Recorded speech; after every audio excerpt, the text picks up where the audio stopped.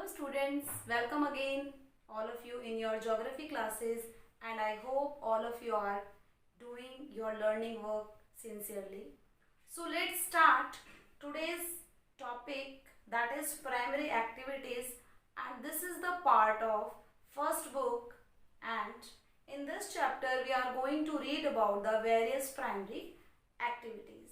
We divided the economic activities into different parts on the basis of their work. Work के basis पर हमने economic activities का classification किया है, and उसी क्लासिफिकेशन का एक पार्ट है प्राइमरी एक्टिविटीज.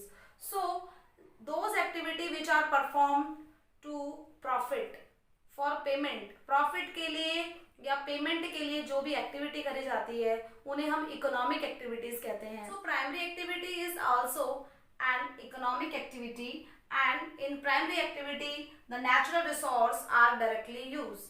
एनवायरमेंट का, अर्थ सरफेस का डायरेक्टली यूज किया जाता है, मिनरल्स का एक्सट्रैक्शन किया जाता है, एनिमल रियरिंग करी जाती है, एग्रीकल्चर वर्क किया जाता है. सो इसे एग्रीकल्चर एंड अलाइड एक्टिविटीज भी कहा जाता है. एज यू नो, आपने डिफरेंट पहले से आप पढ़ते हुए आए कि सेकेंडरी एक्टिविटी में मैन्युफैक्चरिंग वर्क होता है, टर्शरी एक्टिविटी में सर्विस एक्टिविटीज होती हैं. ये कोई गुड्स प्रोड्यूस नहीं करती हैं, बल्कि ये सर्विसेज प्रोड्यूस करती हैं, प्रोवाइड करती हैं services, tertiary sector. So in this chapter we read the primary activities in detail. As we know, primary activity depend on environment. Environment पर डिपेंड है प्राइमरी एक्टिविटी, एंड यूटिलाइजेशन किया जाता है इसमें अर्थ सरफेस का. अगर मिनरल एक्सट्रैक्शन हो रहा है तो मिनरल्स के लिए अर्थ सरफेस है, उस पर डिपेंड है. अगर एग्रीकल्चर हम कर रहे हैं, एग्रीकल्चर प्रोडक्शन, तो हम अर्थ सरफेस पर डिपेंड है. तो हम टोटली नेचर के ऊपर डिपेंड रहते हैं अगर हमें प्राइमरी एक्टिविटीज परफॉर्म करनी है. So people engage in primary activities called the red collar worker. Primary activity में जो लोग इंक्लूड होते हैं उनको रेड कॉलर वर्कर कहा जाता है, क्योंकि प्राइमरी जो वर्क है वो आउटडोर वर्क्स है. मतलब आपको घरों से बाहर जाकर के वर्क करना पड़ता है, आपको फील्ड वर्क करना पड़ता है, इसलिए इनको क्या कहा जाता है, रेड कॉलर वर्कर कहा जाता है. बहुत सारा हार्ड वर्क करना पड़ता है, इसे रेड कॉलर वर्कर कहा जाता है. Oldest economic activity, if we are talking about the oldest economic activity, जो कि प्रिमिटिव मैन करता था, सिविलाइजेशन होने से पहले जो आदि मानव थे उन्होंने जो एक्टिविटी स्टार्ट करी थी, that is hunting and gathering. Forest में जो फॉरेस्ट गुड्स है उनको कलेक्ट करना, फ्रूट्स को, रूट्स को, ये कलेक्ट करना, एंड हंटिंग करता था वो एनिमल्स की. सो अगर पहली इकोनॉमिक एक्टिविटीज की हम बात करेंगे, सबसे पहले primitive economic activities, they are hunting and gathering. And hunting and gathering are include in primary activity. सबसे पहले जो प्राइमरी एक्टिविटी स्टार्ट करी थी प्रिमिटिव मैन ने, that are hunting and gathering. So now we move to the first economic activity of this chapter, that is gathering. Collecting different forest product is called gathering. Different forest products से उनको collect किया जा रहा है, that is called the gathering. Primitive society में सबसे पहले extraction start हुआ था plants and animals का. वही hunting and gathering की अगर हम बात करें तो primary economic activity है, उसमें सबसे पहले hunting and gathering ही आता है. So we will start the gathering. That is small capital investment. इसमें इन्वेस्टमेंट करने की जरूरत नहीं होती है ज़्यादा आपको. लो टेक्नोलॉजी, कोई न्यू टेक्निक नहीं होती है. प्रिमिटिव सोसाइटी की अगर हम बात करें तो फ्रूट्स अगर गिर रहे हैं पेड़ से या पेड़ पे लगे हुए हैं तो उनको आपको गैदर करके लेके आना है. यील्ड पर पर्सन लो, एक यहाँ पर यील्ड पर पर्सन लो का मतलब है कि एक पर्सन है वो जितना कलेक्शन करता है एक दिन में वो काफी कम होता है. Next is no surplus produced, मतलब वो एक दिन में बहुत ज्यादा कलेक्शन नहीं कर पाते हैं. कलेक्ट, और कलेक्शन किनका होता है, वैल्यूएबल प्लांट्स का. जैसे मेडिसिन बनाने के लिए वैल्यूएबल प्लांट्स है, या हनी है, या फिर फाइबर्स हैं, उनको कलेक्ट किया जाता है. एंड ग्लोबल लेवल पर गैदरिंग है, उसके कम चांसेस है कि वो ग्लोबल लेवल पर आए, क्योंकि अब लो प्राइस में बेटर क्वालिटी के सिंथेटिक प्रोडक्ट्स आने लगे हैं, जिसकी वजह से गैदरिंग है उसका इम्पोर्टेंस कम होता जा रहा है. So now we will read some of the regions of the world where gathering is an economic activity and it is perform there. So northern Canada, that is in northern America, southern Chile and Amazon basin, both are in southern America. Tropical Africa, northern Australia, interior Asia and northern Eurasia. This is the part of Europe and Asia, not of Europe and Asia. Now we will read the second primary activities, that is pastoralism. So pastoralism means rearing of animals, पशुपालन जिसे कहा जाता है, या domestication of animals. Animals को रखा जाता है, domestication किया जाता है animals का. Animals का different purposes के लिए, जैसे कि food के लिए या cloth है उनके ऊपर depend होते हैं. That is the pastoralism. Further, we divided the pastoralism in two parts, that is nomadic herding and second one is commercial livestock rearing. What is nomadic herding? Means एक जगह पर परमानेंट ना रह करके अपने कैटल्स के साथ में घूमना, एक जगह से दूसरी जगह उनके पास्चर लैंड्स के लिए, एनिमल्स के जो पास्चर लैंड्स हैं उनको ढूंढने के लिए जो मूवमेंट है वो होती रहती है, that is called the nomadic herding. So depend on animals. Animal ये जो लिस्ट हैं वो डिपेंड रहते हैं एनिमल्स पर फूड एंड क्लोथ्स के लिए. Each nomadic community have defined territory. Her nomadic community है उनकी जो टेरिटरी होती है वो डिफाइंड होती है, मतलब पता होता है कि यहाँ तक हमारी टेरिटरी, इससे आगे हम पास्चरिंग के लिए नहीं जा सकते हैं. Next, different region different animals. Different region में जो पैस्टोरलिस्ट हैं वो डिफरेंट टाइप के कैटल्स हैं उनकी रेयरिंग करते हैं. जैसे कि अगर हम हिली एरियाज में जाएंगे तो वो एनिमल जिनसे वूल मिलती है, जैसे शीप है, वो कैटल्स देखने को मिलेंगे. Pastoralist decreasing and nowadays pastoralism is decreasing. Pastoralism जो एक्टिविटी है वो डिक्रीज हो रही है because imposing of political boundaries. Political boundaries बन रही है तो पॉलिटिकल बाउंड्री को आप बॉर्डर को क्रॉस नहीं कर सकते, जो क्योंकि जो पैस्टोरलिस्ट होते हैं वो तो बहुत दूर दूर तक जाते हैं in the search of food and water. So अब पॉलिटिकल बाउंड्री आ जाने के बाद में इनके लिए मुश्किल होता है कि अपने कैटल्स को ये एक पॉलिटिकल बाउंड्री उसको क्रॉस करा करके आगे बढ़े. Next, new settlement plans. क्योंकि पॉपुलेशन बहुत ज़्यादा है तो अब जो पास्चर लैंड पहले थे उनकी जगह पर अब इंफ्रास्ट्रक्चर बन रहे हैं वेरियस, तो अब जो पास्चर लैंड है वो कम हो रहे हैं क्योंकि न्यू सेटलमेंट प्लान्स बन रहे हैं, तो उसकी वजह से भी जो पैस्टोरलिज्म है इसका क्रेज कम हो रहा है. Areas of pastoralism activity. किन एरियाज में पैस्टोरलिज्म एक्टिविटी होती है? Tundra region. यूरेशिया का जो टुंड्रा रीजन है यहाँ पे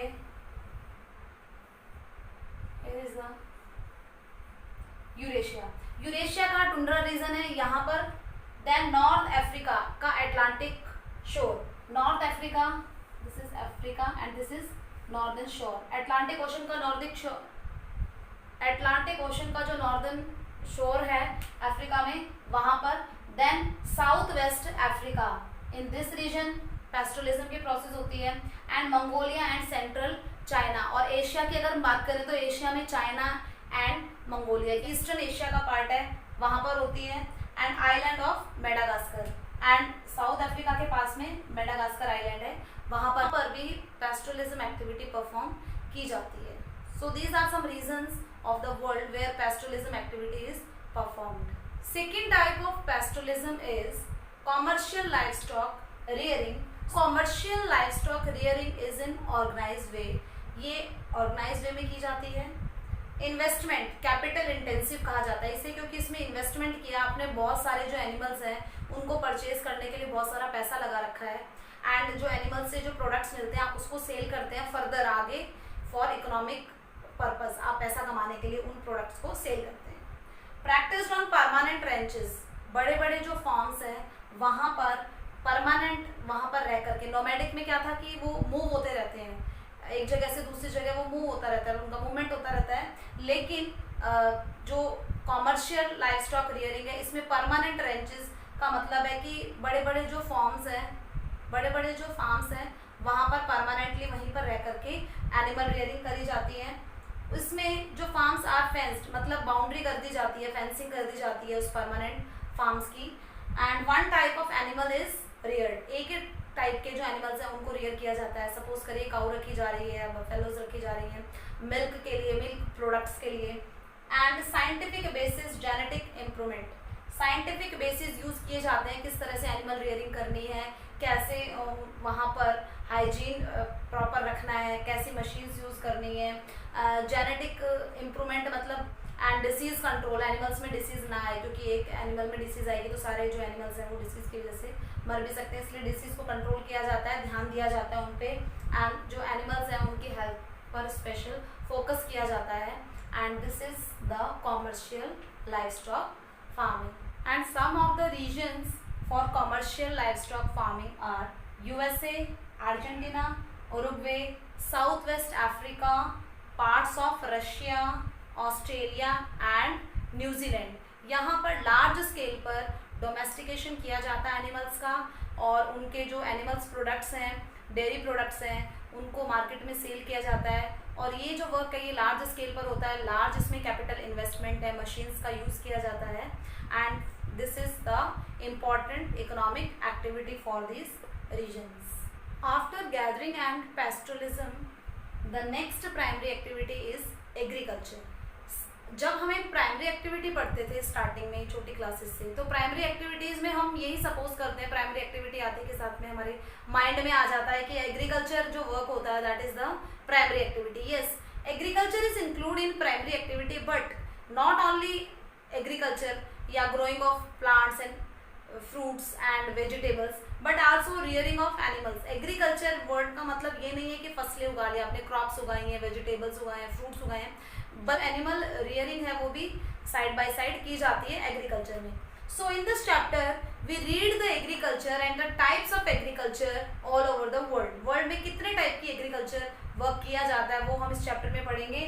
सो यहाँ पर बहुत सारे इसके पार्ट्स हैं, एंड एक एक पार्ट को हम एक्सप्लेनेशन के साथ में पढ़ेंगे। So first one is subsistence agriculture, जो ओनली सेल्फ कंजप्शन के लिए किया जाता है। प्लांटेशन वर्कर, एक ही टाइप की क्रॉप है वो लार्ज एरिया में उगाई जाती है मार्केट पर्पस के लिए। Intensive commercial grain cultivation, grain है उसका कॉमर्शलाइजेशन किया जाता है, मार्केट में बेचने के लिए लार्ज स्केल पर ग्रेन उगाया जाता है। मिक्स्ड फार्मिंग, बहुत सारी जो ग्रेन्स हैं, बहुत सारी जो क्रॉप्स हैं वो एक साथ उगाई जाती हैं।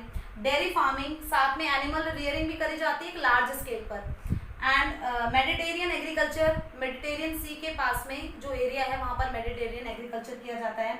Market gardening and horticulture, flowers and vegetable fruits है उसका एग्रीकल्चर किया जाता है। Cooperative farming and collective farming उन एरियाज में होती है जहाँ पर जो लैंडलेस फार्मर है वो ज़्यादा है, और वहाँ पर फिर भी फार्मिंग है वो लार्ज स्केल पर करी जा रही है। कैसे, अभी आगे हम चैप्टर में रीड करेंगे। So let's explain one by one. First type of agriculture is subsistence agriculture. Subsistence agriculture for self consumption बताया गया था, and we further classify this into two part, that is primitive agriculture and intensive. So primitive agriculture means जो पहले से जो जिस type का agriculture करते हुए चले आ रहे हैं लोग, तो इसमें क्या होता है, स्लैश एंड बर्न एग्रीकल्चर भी कहा जाता है।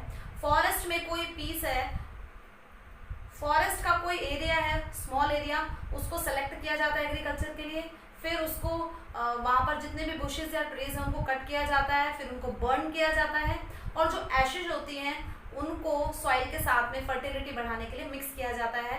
मॉनसून की जो फर्स्ट शावर होती है उसके बाद में यहाँ पर सोविंग की जाती है, एंड उसके बाद में यहाँ पर एग्रीकल्चर किया जाता है। 2-3 साल बाद एग्रीकल्चर करने के बाद में जब फर्टिलिटी खत्म होने लगती है, क्योंकि नेचुरल फर्टिलिटी पर डिपेंड है, फर्टिलाइजर यूज़ नहीं कर रहे हैं, प्रिमिटिव टूल्स का यूज़ किया जा रहा है, प्लॉग्स का जो हल होते हैं, डो स्टिक्स होती हैं, तो प्रिमिटिव टूल्स यूज़ करे जा रहे हैं यहाँ पर, और फर्टिलिटी कम होती हुई चली जाती है 2-3 साल बाद। उसके बाद में ये मूव हो जाते हैं दूसरे स्मॉल एरिया, फॉरेस्ट का दूसरा स्मॉल एरिया उसको ये सेलेक्ट कर लेते हैं।